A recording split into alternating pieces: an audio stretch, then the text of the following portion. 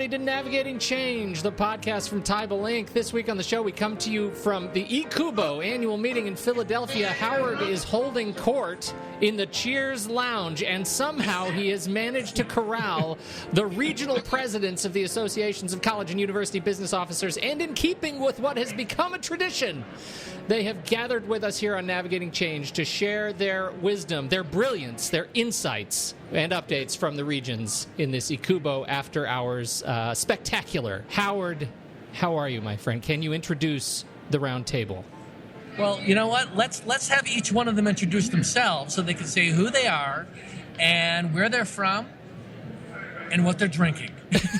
I think that's a wonderful idea. Well, my name is Ben Crutcher. I'm from the SACUBO region, University of Kentucky, and I'm drinking Kentucky bourbon. There we go. Lynn Valenter. I'm the WACUBO President with Washington State University, Vancouver, and currently my glass is disappointingly empty, but we'll remedy that shortly thereafter. We have to do something about that. And this is Mike Gower from the Eastern region, and I have a lovely Cabernet Sauvignon.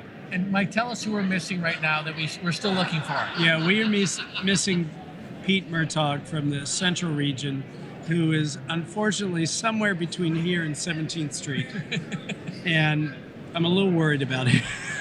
We should probably add, whose fault is it that Pete Murtaugh is somewhere stranded? No. Pete, don't go there, okay? Well, I am, disappointingly, I am not there with you all, so I am counting on this episode of Navigating Change to help catch me up on all the great stuff you all have been talking about and learning. We are doing this over the magic of Skype, so please, Howard, how would you like to start this conversation? Well, let me just say a few things first. I mean, having done this once before with the previous regional presidents, is that I think every year I've been a part of the regional network of NACUBO and the different groups that lead the different regions, is that every year it gets better in terms of engagement and connection and relevancy. So I think what I'm most interested in, just hearing your perspectives, each one of you, is when you think about where you are in your own regions and being here and getting recharged, what would you say is like the most thing right now, top of mind, that's recharging you and being with your peers and colleagues, and also starting that next phase of being the leader or sort of the temporary leader in this period of change in higher education? At SACUBO, we have our annual conference in Asheville, North Carolina at the Grove Park Inn in April. And coming here has been very educational. EACUBO puts on just a fantastic conference, has relevant topics. The pre-conference session that I attended on Sunday was excellent, very eye-opening and educational. And what we intend to do at SACUBO is steal some of the topics that we heard at EACUBO and expose our membership to some of these topics that we need to hear at the Southern region. Fantastic. Lynn, what about you? I think the most exciting thing for me is the idea that we in higher ed need to stand up for what we believe in. None of us make a choice to work in this field that isn't aligned with mission and purpose.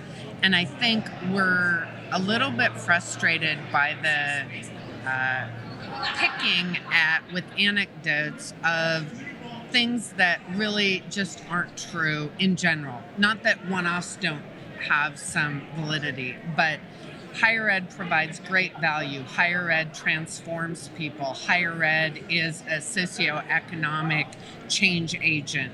Higher ed creates value at every level of education. And those are known truths that are backed with solid data. And so I think as I visited the regional meetings, we recognize that we need to do a better job of carrying that message to the general population, to our legislators, to our constituents. And so we in higher ed haven't been big on PR. We kind of thought it was a self-evident truth. And I think we've realize that people don't necessarily understand the value. And I've come to feel like working in higher ed is a bit of a calling.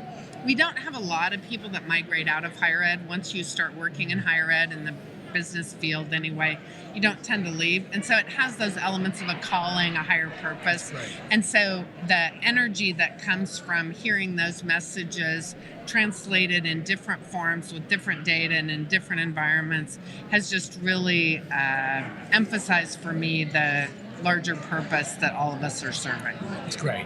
So, and Mike, you're on the tail end of being the chair of the EACUBO board, and now you're going to be stepping into the past role. What was this year like for you? It was an amazing last 2 year. years. 2 years, yeah. It was an amazing time. It not only allowed me to really look at what it is that we needed to contribute to our members, what it is that we needed to pay attention to for our members. But I also enjoyed the opportunity to engage with my friends from the other regions and share ideas. Like Lynn was talking, this is a calling. This is something that is important to us personally because we know that it's important for our regions, our states, our nations, our nation as a whole. And this was a chance to really spend some time in thinking, what do our members need? What can we contribute? What can I borrow? What can I share with others? And that's the best thing about higher education is that we share, we contribute to one another, we grow from one another, and I think that is the single most thing that I look at over the 2 years and think did something, accomplished something. So here's what strikes me is that in the absence of coming together like this, it's really easy to fall into sort of the siloed focus of our work in your institution. And it feels like just coming together like this and seeing your peers totally reconnects you, not just with the purpose and what you deeply care about, but also gives you things that you wouldn't see on your own campus and even in your own region. So, and I can only imagine being a regional president, stepping into that role, what it is to carry that mantle, not as a burden, but as a and I know that people think it's an honor, but it's only going to make you stronger as a result. So I'm curious for the two of you stepping in. So are you just stepping in, and how about yourself? Stepped in April. In April. And I stepped in May. And is your terms 1 year or 2 year? One year in the case. So when you think about this next year, what's top of mind for you in terms of the contribution you'd like to see play out in WACUBO and in your region? As I said before, we pick up a tremendous amount of knowledge from attending the other regions. But one thing, as being president, it is somewhat of an awesome task. I don't know if Mike has experienced this or not, but you do carry a fairly heavy burden on your shoulders, improving the regional organization. So you want to do well for the year or 2 years that you're president. One thing that we noticed in the southern region was there's a vented up need for a program to provide women with a leadership role. And so we have adopted a women's leadership program that we're going to institute in February that will bring women, provide them with knowledge to become executives, provide them with what they need to do to position themselves to be considered to be executives, to give them the self-confidence that they need. And on top of that, we have the annual meeting and the fall workshop and all the other things that we do already that needs to be successful. is still time consuming, that you have to put on and put on well. So, as being president, it's somewhat of an overwhelming task that you have to perform extremely well for the year that you're the president. I would also say that our needs regionally don't differ greatly. The difference is the geography and how we're able to reach our membership. So a couple of initiatives that WACUBO has embraced over the last several years, we've adopted a strategic plan, and we're in the second of 3 years in the current iteration. So we launched many new initiatives to provide member value over the last year or 18 months, and we're currently determining which of those are sustainable and what are the new initiatives that we can launch that will provide member value.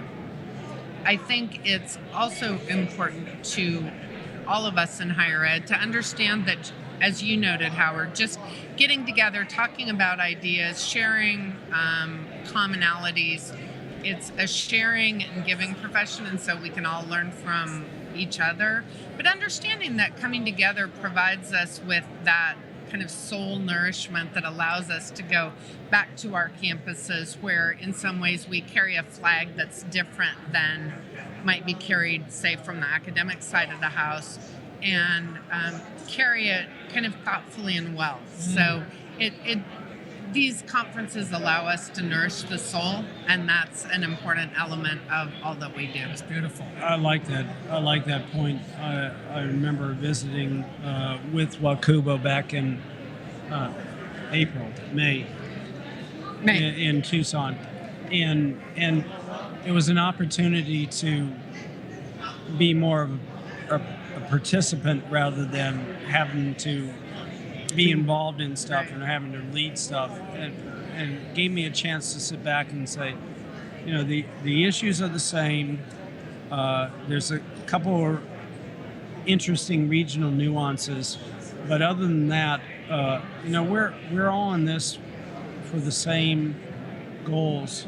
We're all in this for the same direction, and what is wonderful is the opportunity to share with one another. I really love the opportunity to